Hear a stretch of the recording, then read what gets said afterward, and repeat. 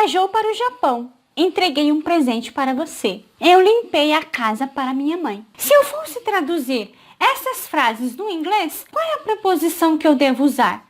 To ou for? E hoje eu trouxe as 11 frases mais comuns para destravar os usos das preposições to e for. Se você gostou desse assunto, já dá o seu like, se inscreva no canal e ative o sininho das notificações. Hello everybody, how are you?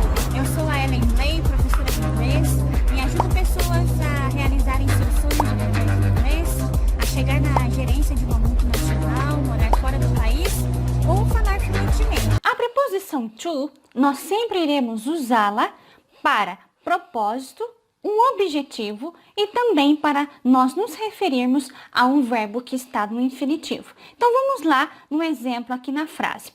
He traveled to work em São Francisco.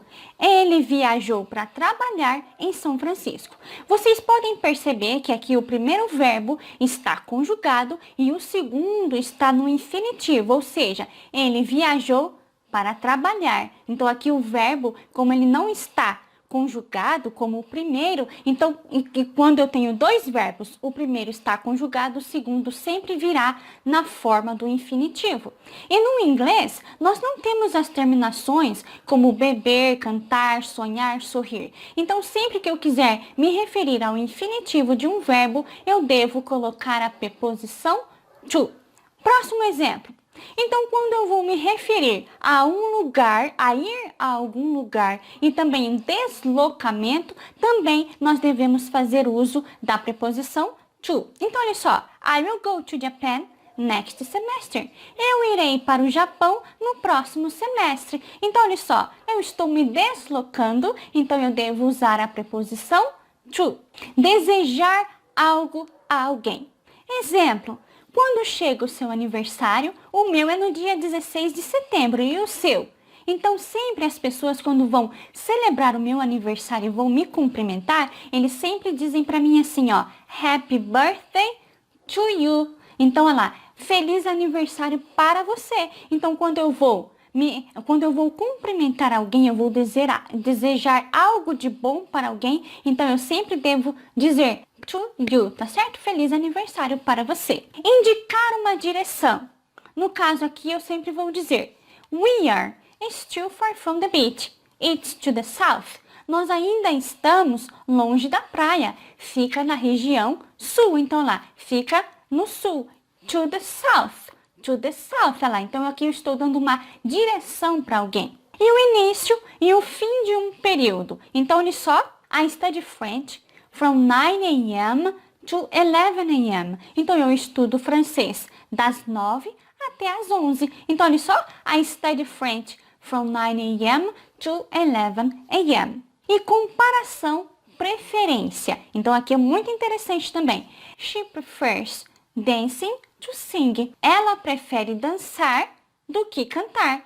E você, o que você prefere mais? No caso, eu prefiro mais tocar um instrumento do que cantar. Então, olha só como é que eu digo o meu exemplo. I prefer playing to singing. Eu prefiro tocar do que cantar. I prefer playing to sing.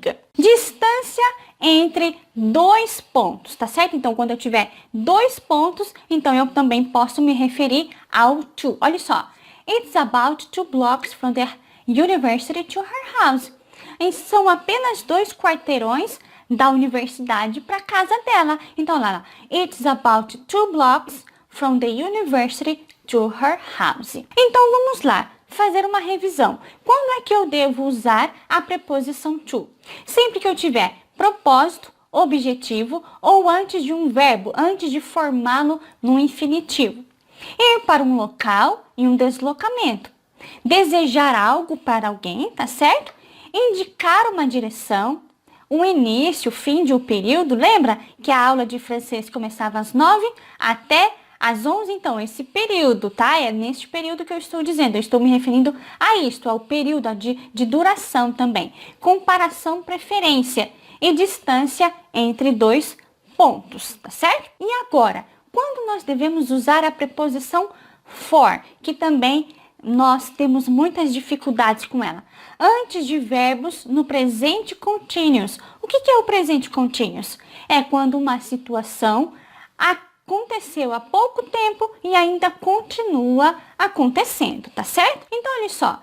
She thanks me for helping her with the homework. Ela me agradece por eu estar ajudando-a a fazer o homework. Então, olha, she thanks me for helping. Então, sempre que eu tiver a preposição for, o verbo da frente ele vai acrescentar o ing. É muito comum eu sempre dizer assim para os alunos quando eles me enviam uma mensagem. Thanks for sending a message. Muito grata por me enviar a mensagem. Então, olha só, novamente. Thanks for sending a message. Grata por enviar a mensagem. Já o próximo, quando eu vou pedir uma ajuda para alguém, tá certo? Ou eu ofereci a ajuda no caso. I cleaned the house for you. Eu limpei a casa para você. Então, ou seja, eu ofereci uma ajuda. Quem oferece ajuda, oferece para alguém. Então, I cleaned the house for you. Eu limpei a casa para você. Um benefício. Então, vamos lá. Eating vegetables is very good for you. Comer legumes é muito bom para você. Eating vegetables is very good for you. Duração de algo. Então, vamos aprender aqui. I studied French for 3 years. Eu estudei francês por 3 anos. No meu caso, eu estudei inglês por 9 anos. I studied English for 9 years, tá certo? Propósito, objetivo, mas antes de um substantivo. Então, vamos lá. This area is for employees only. Esta área é somente para os empregados.